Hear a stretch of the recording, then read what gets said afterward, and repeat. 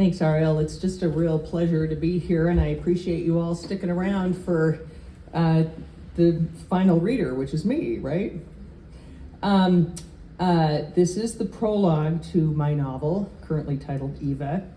It is based on the true story of a 14-year-old girl who was kidnapped by her 34-year-old brother-in-law in 1926. But again, this is the prologue, so those things haven't happened yet.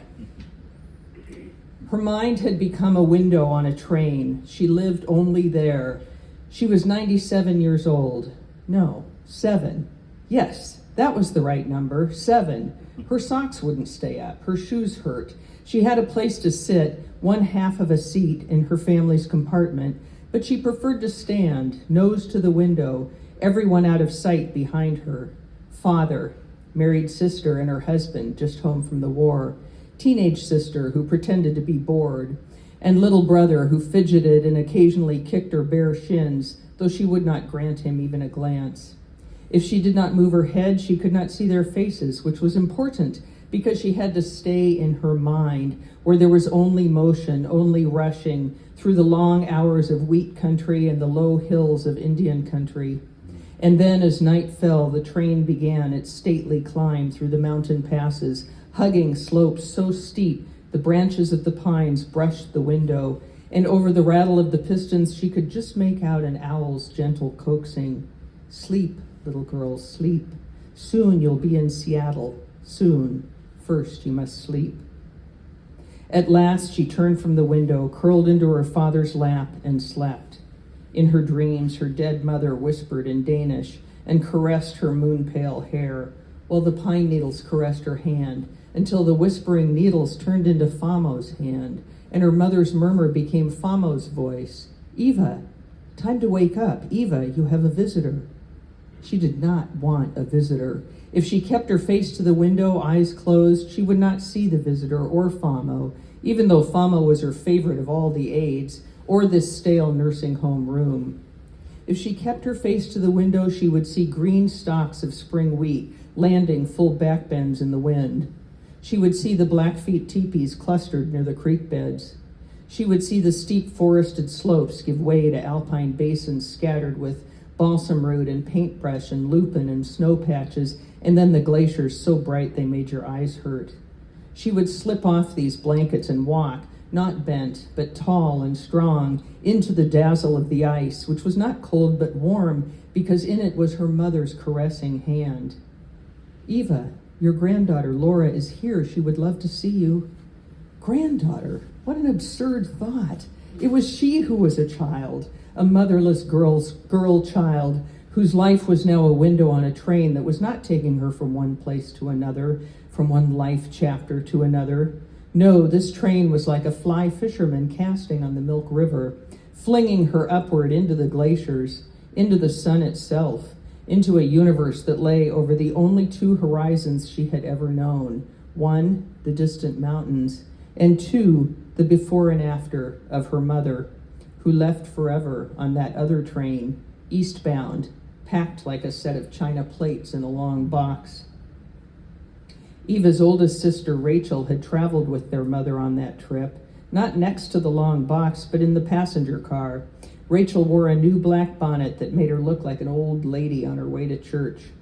Eva's second sister, Alice, ordered Eva, who was then not yet 4 years old, to stay in the wagon while she waved Rachel off at the station in Chinook, her own hat crumpled in her fist. Eva's third sister, Lillian, who was 12, sat still as a statue in the buckboard, her fierce eyes focused straight ahead, her arms clamped tight around their baby brother, Henry. Their father was far away, waiting for this train in Bowbells, North Dakota. Their papa had been called back to Bowbells to bury his brother when the news came that his wife had died suddenly, an infection of the heart. He knew she would wish to be buried there too, next to their son, William. Days later, Father and Rachel came back without Mother, as Alice had warned Eva they would. They came back and took off their mourning clothes and went right to work. It was planting season, not a minute to waste. The Farmer's Almanac was promising a good year for Montana highline wheat, and there was a war on in Europe, and the mills in Minneapolis were sending barrels of flour to England as fast as they could grind the grain. Eva was too young for work.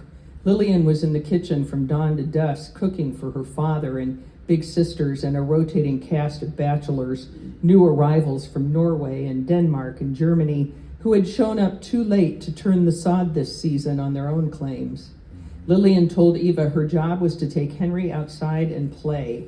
Stay away from snakes, Eva, and don't you let him wander into the pond.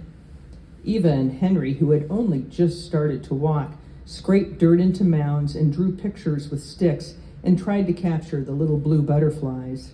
Eva hummed the tunes she had heard her sisters humming. She'll be coming round the mountain when she comes, when she comes. And Henry tried to copy her. Evenings were the best time. Her father and sisters came into the yard and splashed themselves from the bucket. The bachelors took sandwiches from the table and waved goodnight as they headed out onto the road. Inside, the family ate their own sandwiches and drank glasses of milk, and then Eva and Henry were tucked into bed by one of the sisters. But in summer, it was still far too light out to sleep. So Eva sat up, arms on the windowsill, and watched for the stars while her sisters washed dishes and her father smoked his pipe. Sometimes their neighbor, Ronald, a German bachelor, came over to talk to father and steal glances at Rachel. Sometimes Ronald asked if he could play his fiddle, to which father always replied, "Yes, please," and Ronald would play Lavender's Blue and Sweet Betsy and Skip to Maloo. Lost my partner, what'll I do? As the lanterns came on, tiny fireflies dotting the prairie, father and Ronald would point to them and say, "Oh, look, there's a new one out on the Sage Road," or "Looks like old Pedersen must be sitting up late." After the sisters finished their chores, they would carry chairs out from the house and join the men. "Ronald, can you play that pretty old Scottish tune?" Lillian asked one night. "My Bonnie?" "Sure I can," he answered, and his fiddle began to sing. The girls joined in. "My Bonnie lies over the ocean, my Bonnie lies over the sea." First quietly, then louder and stronger, and then in rounds which made them collapse in laughter. It took them a minute to hear another voice, a rich tenor, rolling up from the road. "Oh, blow ye winds over the ocean, oh, blow ye winds over the sea." In the half-dark, they couldn't see who it was until, still singing, he stepped into the lantern light. "Why, it's Tom. Oh, Tom, you startled us." More laughter. Tom, the newest bachelor, who'd only just shown up asking for work that very day. Tom, straight from the north of England, who'd had a letter from a friend telling him to come to Chinook, Montana, but by the time he got here, his friend was gone. "Good evening, ladies. Mr. Larson, Ronald, Miss Eva," Tom said, waving to Eva at the window. "I'm here to confess I have nowhere to sleep. Might I bed down in your barn?" Rachel laughed. "Oh, Tom, you're so formal. Of course you can. Alice will get you a blanket. But first you must sing with us." "He remembered my name," Eva murmured to Henry, who was sound asleep. "The other bachelors just call me little girl or little sister, but Tom already knows my name." This next bit is called Laura. Grandma Eva's spare bedroom was the safest, warmest place in the world. Laura loved to sink her toes into the carpet as she and her sister padded in after brushing their teeth. The pleasure of having such deep silence underfoot, then the thrill of climbing up and into the envelope of crisp white sheets, turned back and waiting for her, as if she were a letter being sent off to the land of dreams. And there were pillows, real pillows. They didn't have pillows at home. And the sounds, the grandfather clock ticking gently on the landing, the murmur of grown-ups downstairs, glasses faintly clinking, bursts of laughter like sudden drum rolls, the smell of cigarettes, the sound of Grandma Eva's swishing satin dress as she crept in to kiss the girls goodnight, the intoxicating shiver of her Shalimar scent, her hand smoothing Laura's forehead, patting down her cowlick one last time before she closed her eyes. Grandma Eva didn't sing lullabies, but her voice was as soothing as any song.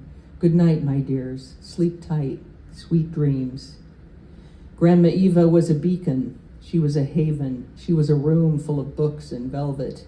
She was a mystery, but Laura didn't know that, not yet.